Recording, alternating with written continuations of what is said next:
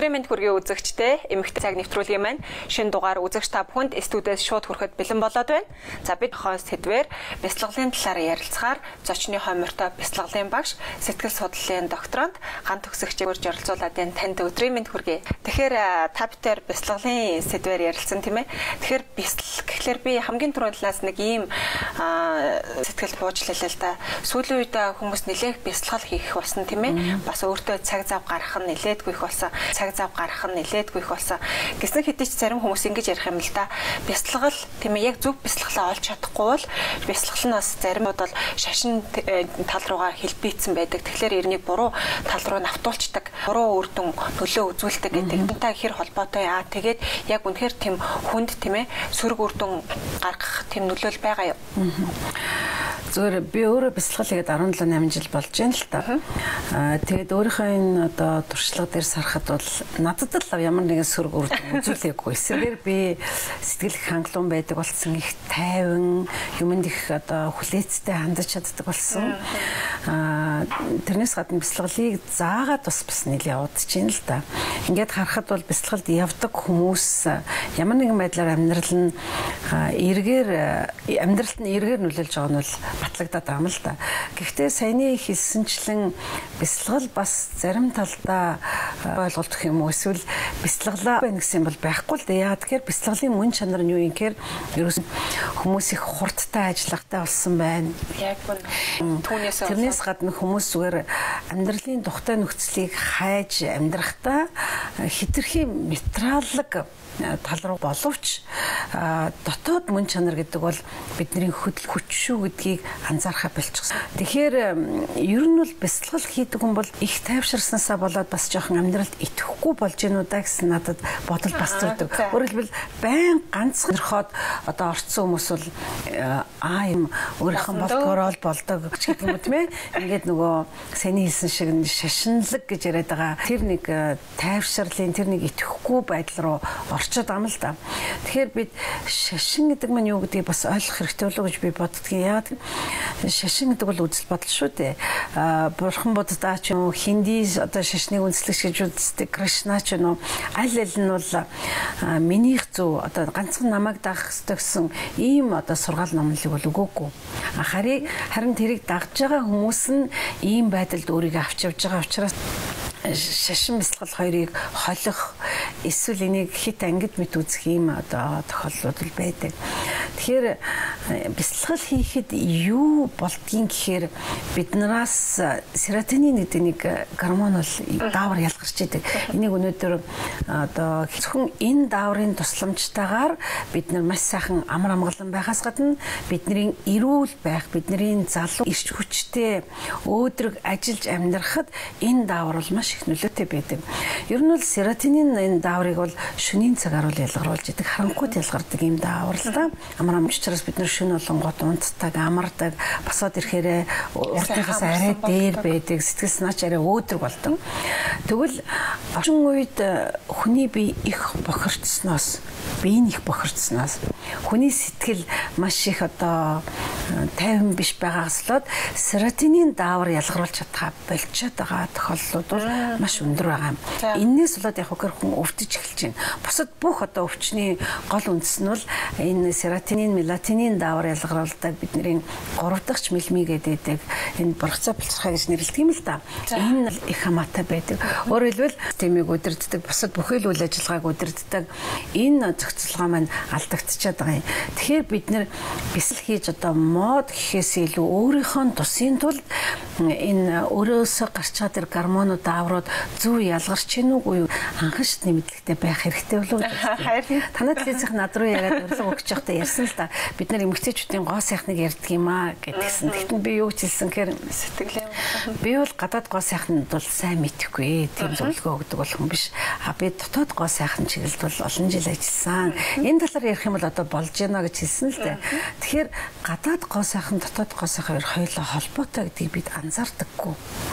Ямар сандал манай монголчууд гаднаа гэлэнцэг дотроо паланцэг гэж ярьдаг шүү дээ. Тэгэхээр гаднаа хичнээн гоё хувц өмсөд, хичнээн гоё үн тэдэл хэрэглээд чиний дотроос гарч байгаа тэр зан авир чинь, дотроос ч байгаа тэр үйлдэл чинь тааламжтай биш байх мэл чи хинт сайхан сэтгэл. Бид яах ёстой гэхээр гадаад гоо сайхантайгаа хамт дотоод гоо сайхнаа бас мэдэрдэг байх хэрэгтэй. Ялангуяа их олон эмэгтэйчүүд шийдвэр гаргах төвшөнд гарч ирж гин, энийг хандсаж гин. Яа тэгэхээр эмэгтэй хүн бол дотоод гоо сайхныхаа тусламжтайгаар гадаад ертөнцийг одоо амар амгалан байлгаж чаддаг ийм төрөлтөн шүү дээ. Уучлаарай. Тэгэхээр би таны яриаг таслая. Бид энэ тад өнгөсийн хэллээ шүү дээ.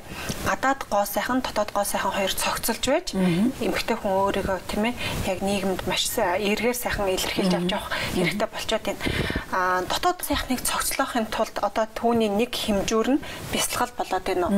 Хүн бясалгал хүн өөрийнхөө дотоод гоо сайхныг цогцлоох боломжтой байдгийг. Ерөнхийдөө бясалгалд бол хүн заавал суух ёстой биш л дээ. Яа тэгэхээр бид нар байгалийн зөнгөөрөө сайхан унтаж амардаг, байгалийн зөнгөөрөө байгаа амьдралдаа хангалуун тайван байд, байгаа зөнгөөрөө эр нөхрөө, хань ижлээ, үр хүүхдээ, ах дүүгээ хайрлаж чаддаг, хүлээж байж чаддаг ийм зөнтэй хүмүүс. Гэтэл биднэрт энэ амьдралын хэв маяг маань, өнөөдрийн хэв маяг маань идж байгаа буруу хооллолт маань энэ болгонд сөргөөр нөлөөлөд байгаа учраас бидний энэ байгалийн зөн алдагдчихад байгаа байхгүй. Тийм учраас бид нар яг үгээр албаар энийг одоо сэргээхийн тулд, энийг хэвэнд нь байлгахын тулд ямар нэгэн зүйл өөртөө зориулж чаддаг байх хэрэгтэй юм л да. Өөрөөр хэлбэл юу ч харахгүй, юу ч сонсохгүй, чиний дотор юу ч гэдгийг ажиглаж сурах хэрэгтэй л өөрийгөө чагнах хэрэгтэй. Энэ урал бид нар бясалгах урлаг гэдэг юм л да. Бясалгал гэдэг бол үндсэндээ толгоонд орж ирээд байгаа тэр олон бодлыг дадлага юм. Үнэхээр бид нэр өөрсдөө хангаалж хаанаас ч юм орж ирээд байгаа энэ бодлууд маань бидний амин хүч явагдаж байгаа гэдгийг бид нар мэдтгүүл энийг бид нарт хинж хэлж байгаагүй. Гэтэл бид нар хэдий ч нэг олон их бодол бодно. Тэр болгондоо өөрийнхөө хүчийг зарцуулж байгаа учраас бие эрүүл авч явах, сайхан ааштай байх, одоо сэтгэл хангалуун байх энэ хүч чинь алдагдаад байна шүү дээ. Тийм учраас энэ цаг үед бол нин ялангуяа асар хэрэгтэй болчиход байгаа юм л да. Ерөнхийдөө жишээ нь бид бүгдээрээ харилцсан шүтэлцээтэй амьдарч байна гэдгийг ойлгох хэрэгтэй. Би одоо нэг ном уншиж байгаа юм л да. Эрүүл байх, ариун байх ёсон гэсэн нэг Америкийн эрдэмтдийн номыг уншиж байгаа л да. Юнгер гэдэг эрдэмтдийн номыг уншиж байгаа. Тэрэн дээр бол бичсэн юм л да. Юу ч гэсэн гэхээр гариг ертөнц бол ерөөсөө дээр үед бол ингэж үздэг байсан. Энэ одоо философи, энэ үзэл бодол бол мартагчраас бол бид нар бүгд тусдаа салангад юм шиг ингэж бодоод байгаа юм. Гэтэл яг үгээр гол горхийг бол судас гэж үздэг байна. Уул модыг бол хүний уушг гэж үздэг байна. Гэтэл бид нар модоо туслаад, модоо тайраал юм игээд байна гэдэг маань өөрийнхөө уушгийг сэвтгээд байна л гэсэн үг шүү дээ. Гол бохирдоод байна гэдэг маань бидний цус одоо өтгөрч судас. Тэгэхээр энэ зүй тогтлыг бид нар ойлгохын тулд яах ёстой гэхээр үнэн хэрэг дээрээ Японд эрвээхийн нисэж хоод Америкт ч юм уу эсвэл Монголд нөлөөлдөг гэдгийг бид нар ойлгох хэрэгтэй байхгүй юу? Энийг ойлгуулахын тулд одоо гигантын мэрэгдүүд бол бид нэг ертөнц юм шүү, бид нэг гэр бүл юм шүү гэдгийг хэлээд байгаа. Тийм учраас бид дотоодын мөн чанараа өөрхөн гадаад гоо самтай цогцлуулж энийг зэрэг хөгжүүлэх хэрэгтэй гэдэг. Өдөрт нэг ажлынхаа цаг завыг хумслаад тийм ээ жоохон өөртөө баг зэрэг цаг зав илүү чагнаж хинж байхгүй газар яг өөрийгөө сайхан чагнах тийм нөхцөлийг бүрдүүлээд гэж байна. Эн чинь заавалчгүй газар очиод албан ёсны төлбөр тэр чинь бас төлбөр мөнгөтэй байгаа тийм ээ. Төлбөр мөнгийг нь төлөөд суухын нэр гэж би бас ойлгохгүй байна л да. Өөртөө нэг багахан хэмжээний ажлын байран дээр ч гэдэг юм уу хаана гэртеч гэх болохоор юм шиг санагдаж байна.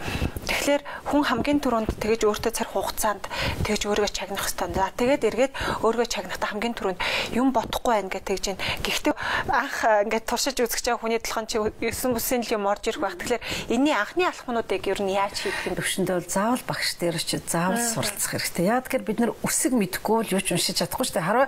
Хэрвээ үсэг мэдээс сурч байгаа бол бид нар дахиад тэр багштайгаа холбогдоод өдөр шөнөгүй тэрнтэйгээ байгаад байх шаардлага байхгүй. Нэг л сурцсан. Тэрнтэй адилхан бид нар машин жишээ нь жолоодох гэхэд эхлээд заавал 45 хоногийн сургалтанд яваад жолоодож сурчаад тэгээд өөрөө бие даах хэрэгтэй. Яг тэрнтэй адилхан тэр бодлыг багасгах аргыг суралцахын тулд эхлээд заавал мэрэгсэн багш тарчиж яаж энийг хийдгийг суралцах хэрэгтэй л дээ. Түүнээс өдөр болгон бяцлаглалын багштай байгаа л өдөр болгон бяцлаглалын зааланд очиод бас мөнгө төлөөл ингээд гэсэн үг бол биш. Ер нь бол бид нэр курсын хугацаанд 3 хоногийн курс гэж үүдэг, 4 хоногийн курс гэж үүдэг. Энэ хугацаанд яаж бодлыг ажиглаж яаж багасгах уу гэдэг маш энгийн гэрт хийж болохын аргыг бол зааж өгдөг.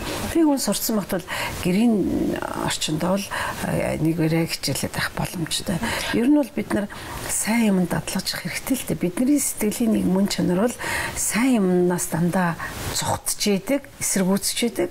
Муу юмд болохоор эргэлзээгүй итгэждэг ийм мөн чанартай. Энэ бол өөрийн сэтгэлийнх нь өөрийн мөн чанар байхгүй юу? Тийм л учраас бид нар энийг бас бодох хэрэгтэй. Ер нь эртний хүмүүс хүний сэтгэлийг сармагчтай зөрүүлдэг байсан байна л да. Яагаад сармагчтай зөрүүлдэг? Яагаад саваагүй учраас сармагч бол 1 минут 1 секунд зүгээр байдаг. Тэрнтэй адилхан бидний сэтгэл нэг хором ямар нэг юм бодохгүйгээр байж чадахгүй. Өөрийнх нь мөн чанар нь тийм учраас энэ сармагчин шиг сэтгэлийг номгохдохын тулд яах ёстой гэхээр чи өөрөө л дадлгачих хэрэгтэй л дээ.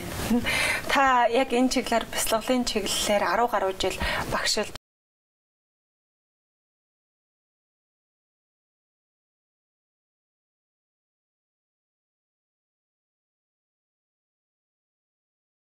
бас өөрөө яг энэ өөрийгөө ингээд бяцлагаад ингээд явж ингээд хэлж байна. Тэгэхээр ингээд анзаараад хахад өнгөрсөн хугацаанд ингээд анзаараад хахад ер нь эрчүүд, эмэгтэйчүүдэд бодвол эрчүүд илүүх тийм ээ. Ялангуяа эрчүүдийг чи их дотгошоо гэдэг шүү дээ. Тэр утгаараа эрчүүд их стрессдэг юм байна уу? Стресс чинь л эргээд нөх хүний болж бүтэхгүй байгаа бүх юмны шинэлээ ихний шинж тэмдэг гэж үздэг шүү дээ тийм ээ. Тэр ч утгаараа би стресстэй холбоотой. Тэгэхээр эрчүүдээс эмэгтэйчүүдтэй харьцуулахад эрчүүд нь илүүх стресстэй бяцлагалд явах шаардлагатай байна уу? Эсвэл эмэгтэйчүүд нь ирчүүдээс илүү байна уу? Ер нь ганц манай Монголын тохиолдол ш дэлхийн нийтээр бол ирчүүдийг арай богиносолж байна гэж үздэг байгаа шүү дээ. Энэ чиу талбайтай тэр дотгошоо гадаа нь холбоотой. Дотгошоо гэдэг нь дотоод мөн чанараа шинжээд байгаатай холбоотой биш. Тэд нар ерөөсөө гадагшин гаргах тийм байгалийн чадвар нь сул гэж ойлгож байна. Өөрөөр хэлбэл яриа биш гэж ойлгож байна. Тэгэхдээ их тийм яриа нийтж тийм зан чанартай хүмүүс байдаг шүү дээ. Ийм хүмүүс стресс давтах нь бага байдаг. Гэтэл стресс гэдэг маань зөвхөн өөрөөс шалтгаалдаг зүйл биш шүү дээ. Одоо гадаа хүүт минь чинь аль хэдийн бид нарт стресс өгсөн байгаа. Өнөөдөр ингээд ажлын цагаас болоод хоолой цагтаа идэж чадаагүй байна. Эн чинь стресс. Тэгэхээр стресс гэж байгаа тэр сэтгэлийн биеийн тавгүй байдлыг албаар давж гараад байгаа энэ чадварыг л бид нар зохицуулж сурах хэрэгтэй л дээ. Хүн өөрөө өөртөө хайртай байх хэрэгтэй. Хэрвээ өөрийгөө хайрлахгүй ялангуяа эмэгтэйчүүд бид өөрийгөө хайрлж ээж эр нөхрөө өөр хүүхдээ хайрлна. Биднэрт байгалийн энэ мэдрэмж маань байгаа боловч өнөөдөр яг үгээр бидний амьдралын хэв маань энийг өөрчлөөд байна шүү дээ. Тийм учраас бид яг үгээр мөн чанараараа байхын тулд эндээ бол бас дотоодгоо сайхан гэж нэрлэдэг байгаа. Тэр зөөлөн байх, хүлээцтэй байх, бас хатуу байж чадах энэ чадварыг эзэмшихийн тулд өөрийнхөө сэтгэлийн эзэн байх ёстой л да. Тэгэхгүй бол сүүлийн үед бол сэтгэлийн хөдөлгөөнөөр маш их зүйлүүд шийдэгдэж байна. Энээс болоод буруу үр дагавар гарч байна. Яагаад бидний бие өвдөд бидний сэтгэл хямраад байна гэдэг маань дэлхийн өөрөө бас энэтэй холбоотойгоор хямарсан гэсэн. Биднэрт маш олон эдис байдаг шүү дээ. Яг тэрнтэй адилхан энэ дэлхий дээр хүн болгон энэ ертөнцийн эдис нь чамд нэг эдис гэмтэхэд чи эргэн тойрныхоо олон эдисийг гэмтэн. Тэгэд эн чинь бүхэлдээ нийлээд эдийн өвчлөл болно. Тэгэд эн чинь хавдар юу гэдэг тэр болно. Яг тэрнтэй адилхан нэг хүн буруу сэтгэж яхад, нэг хүн буруу амарч яхад эргээд маш олон нөлөөлдөг. Жишээ нь би сайхан нэг эмнэлэгт очисон л аавыгаа манай бас их өндөр настай тэгээ аавыгаа урьдчилан сэргийлэх үзлэг хийх гэж чад бол тэр эмнэлгийн сувилагч нар ялангуяа их эвгүй хайрцаж исэн. Би тэгэхэд бодож исэн. Яг энэ үний бол буруу биш гэж болно. Гэхдээ энэ хүн бол ерөөсөө гүйцэд амарч чадхаа болцсон байна. Өөрөөр хэлбэл энэ яг энэ чигээрээ байх юм бол бидний аимшиг гэж нэрлэдэг байгаа бүх төрлийн хавдар тусах 100% магадлалтай. Өнөөдөр хавдар гэдэг маань юунаас үүсэж ийн гэхээр ерөөсөө сэтгэлийн тайван бос байдлаас үүсэж ийн гэж үздэг байгаа шүү дээ. Тэгэхээр бид нар энийг анхаарах хэрэгтэй л дээ. Эмэгтэйчүүд бол хүүхдээ хараад гэртээ суудаг. хүүхдийн төлөө арай илүү их санаа тавьдаг ийм хүмүүс энээсээ болоод амарч чадахгүй байх, унтаж чадахгүй байх тохиолдол их гардаг. Хэрвээ яг үнтэй. За өстө уучлаарай. Яг над асуултан дээр шин дөрөөлөд би хариултан дээр шин дөрөөлөө дахиад нэг асуултыг асуув. Гэхдээ эмэгтэйчүүдийн цаг нэвтрүүлэг маань ярьслахын дундуураас нийт үзэгчдэд зориулаад танин мэдхийн гоо сайхны зөвлөгөө мэдээлэл хүргэдэг. Хойлоо тэр уламжлалынхаа дагуу тухайн мэдээлэл хүлээн авч үзээд түрүүний таны ярьсан сэдвийг үргэлжлүүлдэг үү? Тэгё. За үзэгчдээ өнөөдрийн эмэгтэйчүүдийн цаг та бүхэндээ үргэлжлэн хүрч байна. За бид өнөөдрийнхөө зочны хоймортой бяцлаглалын багш сэтгэл судлалын докторант ганц төгсөгчийг урьж оролцуулаад байгаа. За тэгээд одоо бидний ярилцлага бол та бүхэндээ үргэлжлэн хүрч байгаа. Одоо хэсэгхэн хугацаанд одоо манай сэтгүүлчин бэлдсэн мэдээллийг хамтдаа хүлээн авч үзээд студидээ эргээд уулзцаая.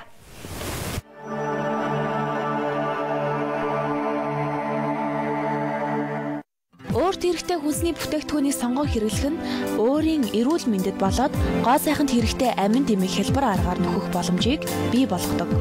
Жишээ нь малын илэг нь хүнсний өргөн хэрэглээд байхаас гадна цус төлжүүлж цусыг хүчил төрөгчөөр хангадаг. Мөн арьсны өнгийг сэргээх чадвартайгаас гадна дархлааг сайжруулж хөгшрөлтийг удаашруулдаг байна.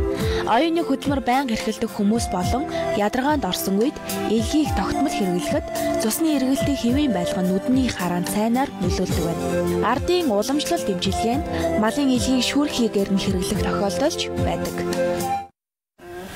За тэгэхээр зөв хололтой холбоотой мэдээлэл бэлтгэсэн байна тийм ээ. Тэгэхээр түрүүн үзэгчтэй амлсан амлалтынхаа дагуу би түрүүн таны ярьжсэн сэдвийг үргэлжлүүлмээр байна л да. Та түрүүн гэрээ эзэгтэй нэрийг ярьжсэн. Яг үүн дээр чинь дөрөөлөд би нэг ийм асуултыг асуумаар байна. Хүмүүс гэртээ хүүхдээ хараад байж байгаа эхчүүдэд тэгж хэлдэг шүү дээ. Ажилгүй эсвэл зүгээр гэртээ л байгаа. Яг үе нэг хэдэн хүүхдээ хараад байж байгаа үз. Тэр хүн юундаа ядардгийн, юундаа бухимдаж стрессдгийн гэсэн байдлаар бас хандхан нилээдгүй байдаг. Гэтэл эргээд нөгөө эхчүүдийн маань хувьд нийгэмд үзүүлж хамгийн том хөрөнгө оруулалт хамгийн их зүйлийг гол ажлыг хийж байгаа гэж үздэг. Яг гэвэл хүүхдийг хүмүүжүүлнэ гэдэг чинь ирээдүйд Монгол улстай хамгийн үнэтэй баялагийг бүтээж өгч байгаа шүү дээ тийм ээ. Гэтэл одоо эргээд нөгөө бас гэртээ байгаа эхчүүд маань одоо нийгмийн тэм таагүй нөлөөллөөс үүдээд нилээдгүй стресстэй бухимддаг. Тийм.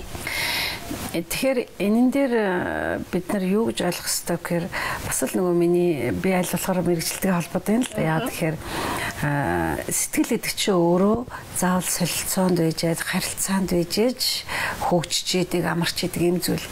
Гэтэл амьдралынхаа тухайн үеийн байдлаасаа болоод эмэгтэйчүүд маань хүүхдээ харах ч юм уу эсвэл ямар нэгэн байдлаар гэрээс гарч чадахгүй байх эсвэл хамт олон цөөрөх юм тохиолдол байж болно. Инхээр яг үгээр сэтгэл өөрөө агшиж ирдэг, хомигдож ирдэг, багасж эхэлдэг гэсэн үг л дээ. Тийм учраас бухимдаж эхэлдэг, стресс орж эхэлдэг. Хэрвээ ямар нэгэн байдлаар байнга өөр тийшээ яваад, гадагшаа гараад, өөр хүмүүстэй уулзаад томлын байдлаасаа гарчдаг. Би нэг сонин тохиолдлыг санаж байна л да. Би энтэгт байж байхдаа нэг лифтэнд түгжигдсэн. Зүгээр ингээд лифт гацаал зогсчихгүй юу.